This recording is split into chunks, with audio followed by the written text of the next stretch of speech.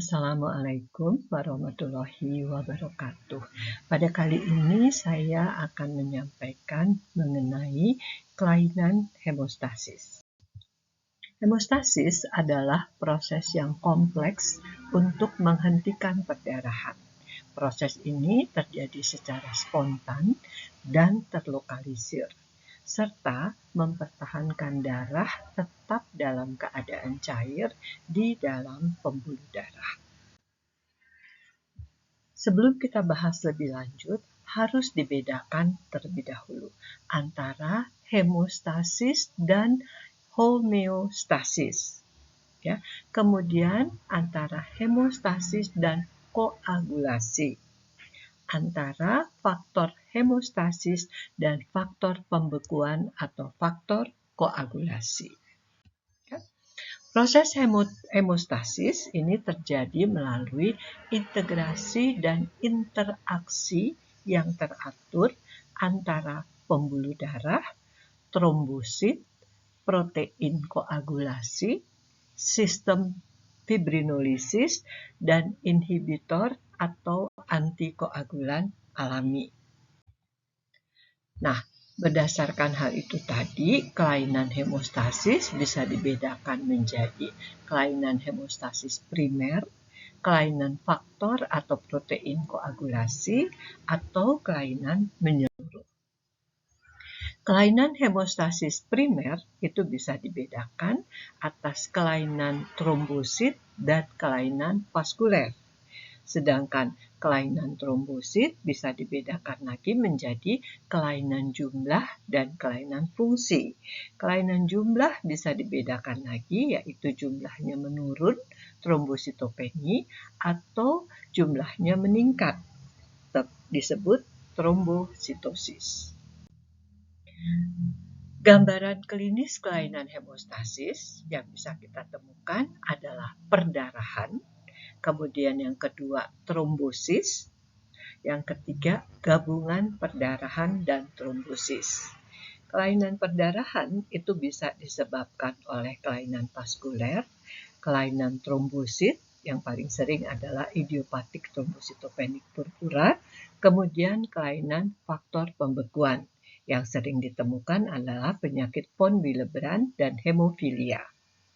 Kalau trombosis itu defisiensi dari sistem fibrinolisis atau defisiensi dari inhibitor atau antikoagulan alamiah. Ya, kelainan yang sifatnya gabungan antara perdarahan dan trombosis, jadi pada seorang pasien kita bisa menemukan baik perdarahan atau trombosis itu ditemukan pada disseminated intravascular coagulation, ya, atau koagulasi intravaskular disseminata.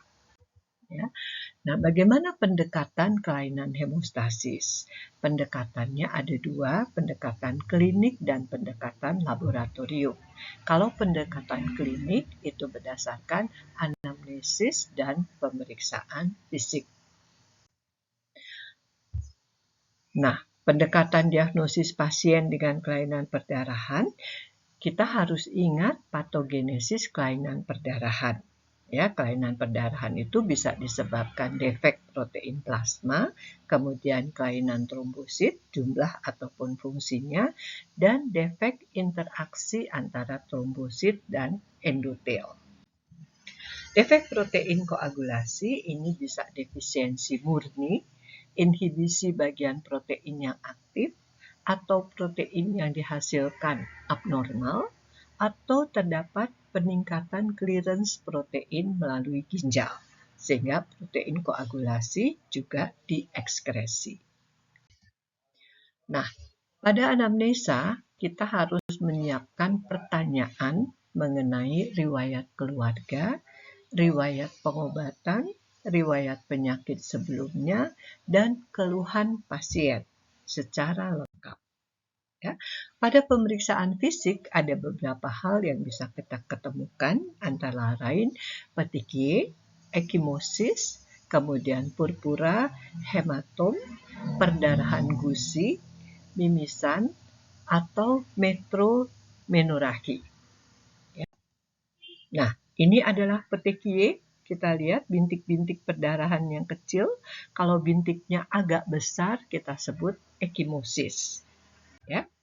Kemudian ekimosis atau petekiae itu bisa juga dijumpai di konjungtiva. Jadi bukan cuma di kulit ya, kita harus memeriksa juga di konjungtiva pasien. Atau bisa juga kita temukan pada langit-langit atau pada lidah. Ya, jadi proses petekiae ini terjadi karena perdarahan di bawah kulit yang tidak dapat dihentikan dengan sempurna oleh sistem hemostasis, akibatnya darah akan merembes ke kulit dan kita bisa lihat sebagai titik-titik merah.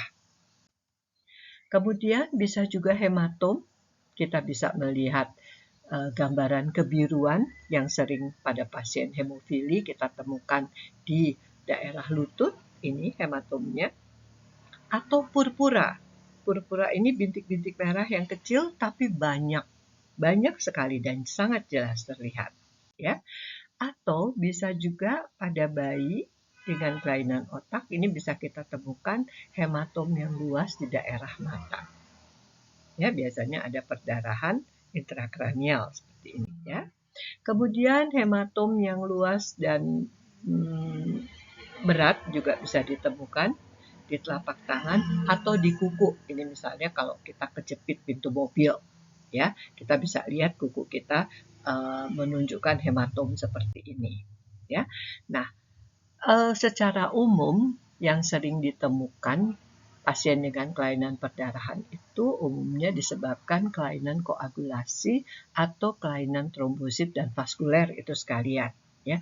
Secara klinis kita sebetulnya bisa membedakan, bisa menduga ini kelainan koagulasi atau kelainan trombosit, ya. Yang pertama dari hemartrosis dan hematom yang dalam pada otot. Ini kelainan yang khas pada kelainan koagulasi dan jarang ditemukan pada kelainan trombosit atau vaskuler. Kemudian adanya perdarahan yang lama, ini juga khas untuk kelainan koagulasi dan jarang kita temukan pada kelainan trombosit atau vaskuler. Kemudian perdarahan dari luka superficial. Nah, ini selalu kita temukan pada kelainan trombosit atau vaskuler dan bisa terjadi dengan hebat, ya, jarang pada kelainan koagulasi. Petekiae ini juga merupakan gejala khas untuk kelainan trombosit atau vaskuler yang jarang kita temukan pada kelainan koagulasi. Sementara ekimosis ini bisa kita temukan pada dua-dua kelainan. Tetapi biasanya pada kelainan koagulasi ekimosisnya tunggal dan besar, sementara pada kelainan trombosit atau vaskuler ekimosisnya multiple. Ya. Kemudian epistaksis atau melena ini sering ditemukan terutama pada kelainan koagulasi, predominan pada kelainan koagulasi. Walaupun pada kelainan trombosit dan vaskuler juga sering ditemukan, ya. Dan hematuri ini sering ditemukan pada kelainan koagulasi, sementara pada kelainan trombosit dan vaskuler jarang. Ya, jadi berdasarkan gejala atau keluhan yang disampaikan pasien, kita sebetulnya sudah dapat menduga kelainan apa yang terjadi pada pasien ini. Ya. Baik, itu saja yang bisa saya sampaikan pada kali ini. Terima kasih dan semoga bermanfaat. Assalamualaikum warahmatullahi wabarakatuh.